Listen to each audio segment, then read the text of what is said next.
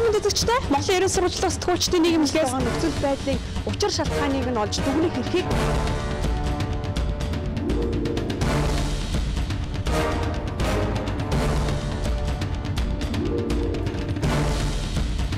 учир нь цагаан тахал нэртэй хар тамхи дэх энэ зүйл дэлхийн 265 сая хүнийг нөмрөөд байна. Ямар нэгэн байдлаар тайлбар хэлж байр сууриа аль нэгэн хэвлэлээр одоо хүртэл илэрхийлээгүй байгаа. Хаалан бэлдсэн сурвалжлага эхэлж байна. Анхаарлаа хандуулна. Орой минь төргийн үзэгчтэй Монголын ерөн сурвалжлах сэтгүүлчдийн нийгэмлэг ээлж дугаараа хүргэж байна. Бид энэ удаад төрийн өндөр албан тушаал хашиж байх үедээ албаны эрх мэдлээ уруулан ашиглаж Монгол улсын төрд эдийн засгийн болоод эрх мэдлийн томоохон хохирол учруулсан за түүнийхээ төлөө шүүхээс ял шийдтгүүлсэн эрхмүүдийн талаар хөндөх гэж байна. Гэхдээ тэд өнөөдөр эрх чөлөөт иргэн болсон гэдгийг энд онцлээ. Анхаарлаа хандуулна.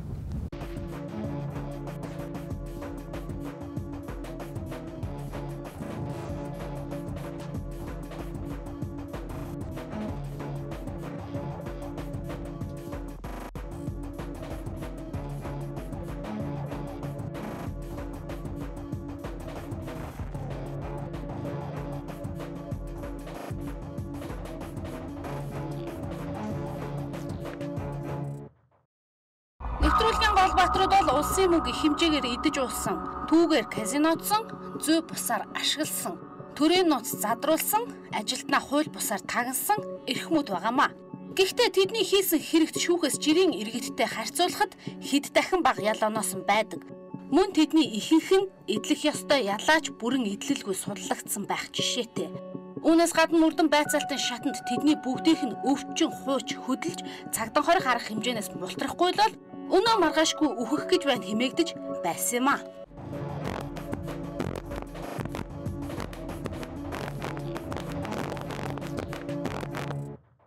Сүрэнхор 2003 оноос үйлдвэр худалдааны яамны төрийн нарийн бичгийн даргын алба хашиж байхдаа яамныхаа барилгын их засварын 73 сая төгрөг, олон улсын зах зээл судлалын төвийн 2.5 сая төгрөг, бууны худалдаа сүлжээ төслөөс 5 сая төгрөг гэх мэтээр бэлнээр болон чекээр нийт 80 сая орчим төгрөг гаргуулж, албан хэрэгцээнд ашиглах зориулт бүхий 2 сая төгрөгийн зөөврийн компьютер, Land Cruiser маркийн автомашин зэргийг хувьдаа завшсан байдгийн.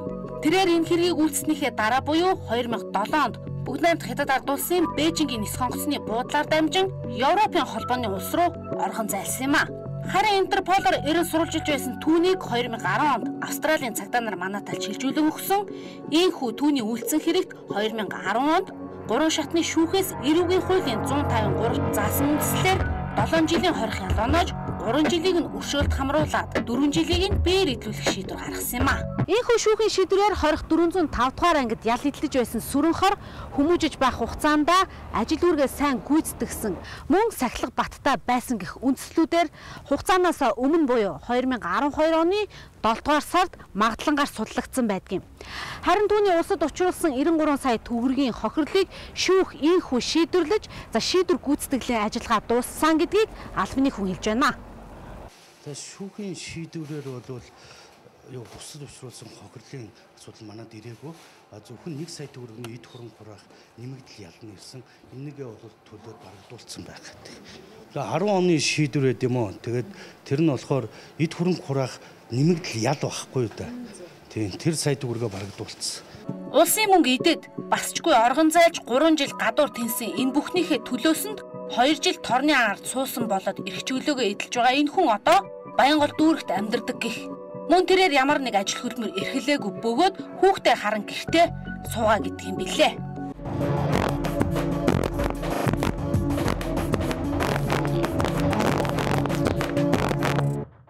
Чимэд Цэрэнгэгч нь хадгаламж банкны ерөнхий нэгтлэн бодгочоор ажиллаж байхдаа хадгаламж эзэмшигчдийн 14 тэрбум 385 сая төгрөгийг 220 удаагийн үйлдэлээр хувьдаа завшсан нэгэн. Цагдаагийн байгууллага түүнийг 1997 оноос хуурамч гүйлгээ хийж эхэлсэн гэдэгч тэрээр 2000 оноос эхэлсэн гэж өөрөө ярьдаг юм. Мөн анхан шатны шүүх хуралд Чимэд Цэрэнгээс гадна улсын их хурлын гишүүн асан, Зандан шатар, Хүрэлсүх, Бадамжунай, Чулуунбат, Алтай констракшны захирал Бат Эрдэнэ гээд улс төрийн акулууд орооцолцсон байдгийн. Харин тэд уснаас хуурай гарч Чимэд Цэрэн бүх хэргийг өөр дээрээ үрж эрийн шир зааж байсныг тухайн үеийн хэвлэлээр шуугиж байлаа. Түүнд 2008 оны 3 сарын 17-ны өдрийн шүүх хурлаас чанга дэглэмтэй 20 ангид 10 жил ял идэх шийдвэрийг оноосон байдаг юм. Гэхдээ тэрээр энэ оны 1-р сард шоронгоос суллагдсан. Нэг үгээр эрхэм Чимэд Цэрэн идэх ёстой ялынхаа ердөөл 50% нь идэлсэн гэсэн үг юм а.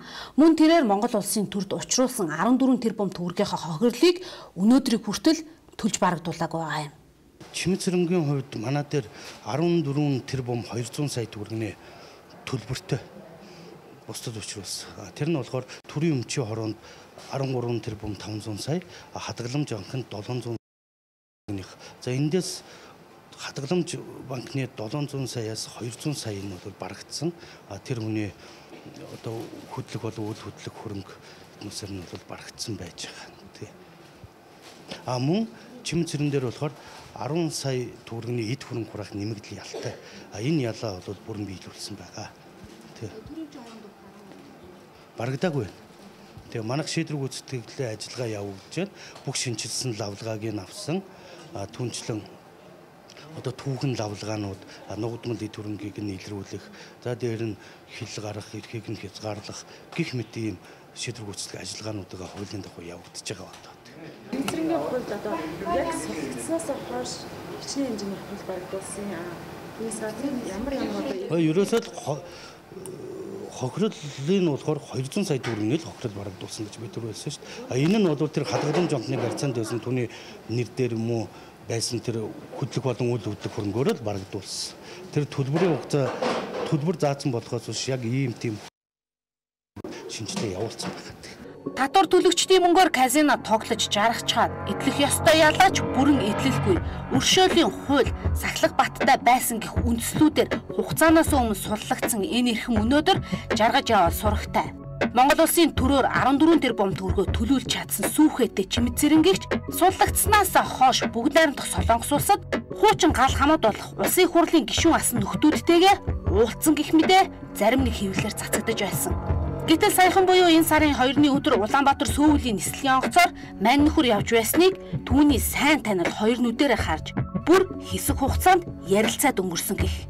Гэтэл өнөөдрийг хүртэл шүүхийн шийдвэрийн гадаадад гарах эрхийг нь хязгаарласан гэд тайлбар өгсөөр суугаа. Мөн тэрээр үе үе хууль хяналтайханд харагдчихдаг гэж байгаа. Тухайлбал өнгөрсөн наадмын өдрүүдэд хүүд олон худагт морь үзээд явж байхыг хуулийн байгууллагын нэгэн албан тушаалтан олж харсан. Мөн энэ өдрүүдэд зүүн хараад байгаа ч гэх тайлбар байх юм а. Гэвч түүний хаана оршин сууж байгаа, юу хийж байгааг албаныхан өнөөдрийг хүртэл нууцлж байгаа юм.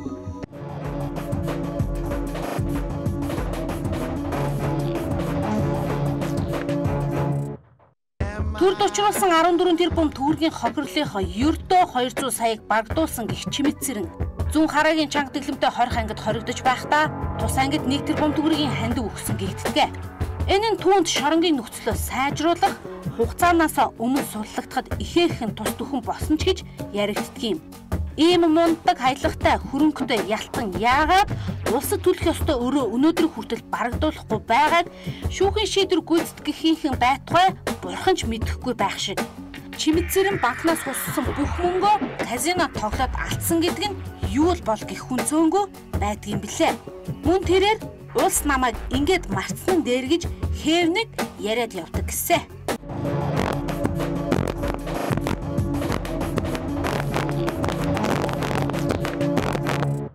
Төрийн ямар ч өндөр албантай тушаал хашж байгаа эрхмийг шалгах эрхтэй авилгатай тэмцэх газрын удирдлагуудын хувь заяа буруу тийшээ эргэчгээд байх юм а. Энэ байгууллагын анхны дарга хэд шудраг байснараа амиа алдсан гэдэг. Харин удаах дарга сан гарагчаа, дэд дарга сум дөсөрөн, гүйцэтгэх албаны дарга алтан газнаар хөтлөлцөөд шоронгийн хаалга татсан. Тэд ажилтнаа тагнасан, төсвийн мөнгийг үр ашиггүй зарцуулсан гэх үндслээр шүүхийн хаалгыг татсан юм а. Гэхдээ тэдний мөнгөтэй холбоотой хэрэг цагаатсан. Учир нь шүүх хуралд хохирогч гэж нэг ч хүн оролцоогүйн дээр сангийн яамны итгэмжлэгдсэн төлөөлөгч улс хохирлгүй гэж мэдүүлсэн юм. Тиймээс хаалттай болсон шүүх хурлын дараа улсын нууц гэсэн нэрийн дор 3 эрхмийг ялалж архисан юм а. 2011 оны 3 сарын 22-ны анхан шатны шүүхээс сангарагчаад 2.4 жил Сундын сүрэн алтан газнарт тус бүр 2 жилийн ял оноосон байдгийг. Давж заалдах шатны шүүх хурлаар анган шатны шүүхийг хэвээр баталсан байдаг. Харин 2011 оны 10 сарын 26-ны өдөр улсын дээд шүүх 2 шатны шүүхийн шийдвэрийг зөв гэж үтсэн ч тэдэнд оногдуулсан хорих ялыг биечлэн эдлүүлэх шаардлагагүй гэж үтсэн юм а. Ингэснээр тэднийг тус бүр 1 жилийн тэнцэн хугацаагаар хянан харгалцахаар болсон байдгийг. Одоогоор авралтай тэмцэх газрын даргаар ажиллаж байсан сан гарагчаа эрхэлсэн тодорхой ажилгүй байгаамаа. Тэрээр хурд хороолт байрлах энэхүү орон сууцсандаа за өөрийн ач охиноо харан нам гүмхэн амьдарч байгаа. Мөн тэрээр үе майхан толгойд байрлалтаа цусландаа гарчихтаа гэсэн мэдээлж бидэнд байгаамаа. Сэтгүүлч би мэдээлэл олж авах эрхийнхаа дагуу түүний гэрийн хаалгыг тогшлоо. Энэ хэлхийцээс явж байгаа бид нар таны холбогдож чаддаг уцаа холбогдож чаддаг.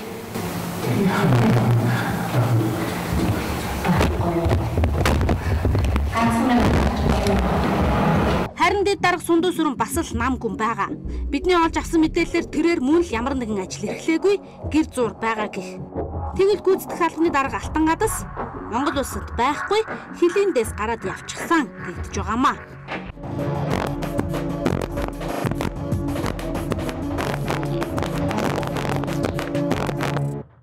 Улсын хурлын тамгын газрын гадаад харилцаа хамтын ажиллагааны хилцээний зөвлөхөөр ажиллаж байсан Ахмад дипломатч цахилгааны хүү Жаргал сайхан улсын нууц задруулсан. Тиймээс түүнд Монгол улсын шүүх 5 жилийн хорих ял оноосон байдгийн.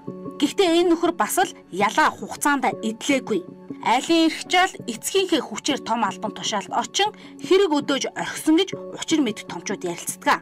Түүний хэргийг эргэн сануулбал Жаргал сайхан гадаад харилцааны яамны хойдурд хөршийг хариуцсан нарийн бичиг дарга нараар дамжуулан төрийн өндөрлгүүдийн Оросын холбооны улсад хийсэн айлчлалын талаарх баримт бичгийг хууль бусаар удаа дараа авч түүнийгээ бүгд найрамд хятад ард улсын тагнуулын ажилтнуудад цахим шуудангаар илгээсэн нь нотлогдсон юм.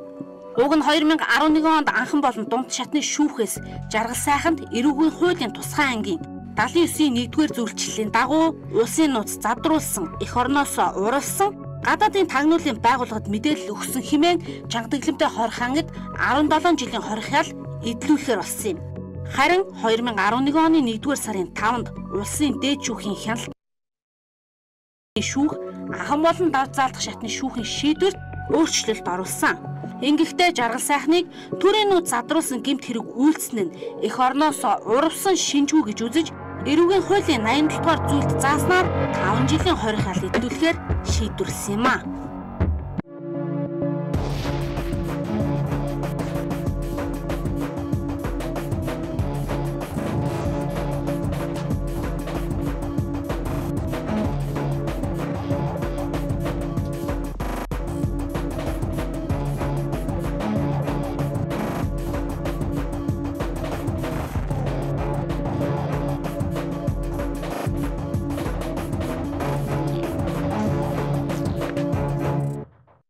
Гэтэл Жаргал сайхан өмнөх албан тушаалтнуудын нэгэн адил эдлэх ёстой ялаач бүрэн эдэлсэнгүй.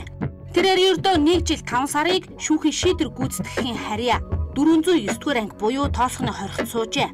Түүнийг шоронгоос судлагдах үеэр хоригдлууд өвөрсөн коммунистуудын хүүхэд өнөөдөр ч хүртэл ял завших хуультай юм уу гэсэн бичиг өгүүлгөд ажлаа хайж байсныг зарим нэгэн хэвлэлээр тухайн үед онцолж байсан юм. Мөн шоронгийн удирдлагууд арга үрийн хаалгаар сурлагдах гэж байгаа. Эрх мэдэлтний үр удмын эсрэг тэмцэл хийхээр зэхэж байсан хоригдлуудыг арай ядан тогтоосон гэх яриач байдаг юм а. Ингэж битүүхэндээ хил амтаа сурлагдсан цахилгааны Жаргал сайхан өнөөдөр усанд хайсан чулуу шиг нам гүн байна. Түүнийг учир байдал намжтал ойрын хэдэн жилдээ олонний өмнө ил гарч болохгүй гэж үүрэгцэн гэж байгаа. Иймээс л ял завшсан улсын нууц задруулагч сүүл сүдэртэйгээ өнөөдрийн хүртэл нуух цар байгаамаа.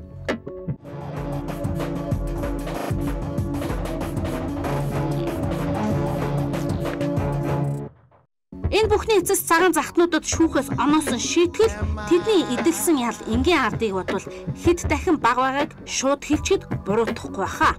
Ингэж зоригтой хэлхийн учир гэвэл өнөөдөр 140 мянган төгрөгийн гар утас хулгайлаад эрцтэйв гэмт хэрэгтэн хэмээн цоллуулаад 10 жилийг чанга дэглэмтэй хорих ангид ял эдлэг тогтоод уншуулсан нэгэн байхад улсын 14 тэрбум төгрөгөөр казинод чохоод төрийн нууц задруулчхаад хууль бусаар ажилтнаа тагнчхаад төсвийн хөрөнгө буруу зарцуулчаад хэдхэн жилийн ялавч түүнийг ч бүрэн эдлээгүй эдгээр нөхдөр жишээснэх юм а.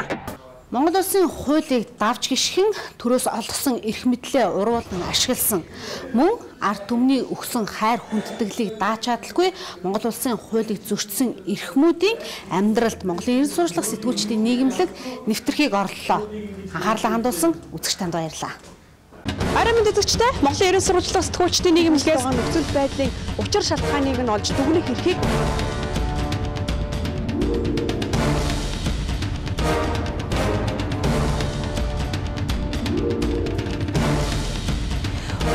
цагаан тахал нэртэй хад тамхи дэх энэ зүйл дэлхийн 265 сая хүнийг нөмрөөд байна. Ямар нэгэн байдлаар тайлбар хэлж байр сууриа аль нэгэн хэвлэлээр одоо хүртэл илэрхийлээгүй байгаа. Хаалан бэлдсэн сурвалжлага эхэлж байна. Анхаарлаа хандуулна.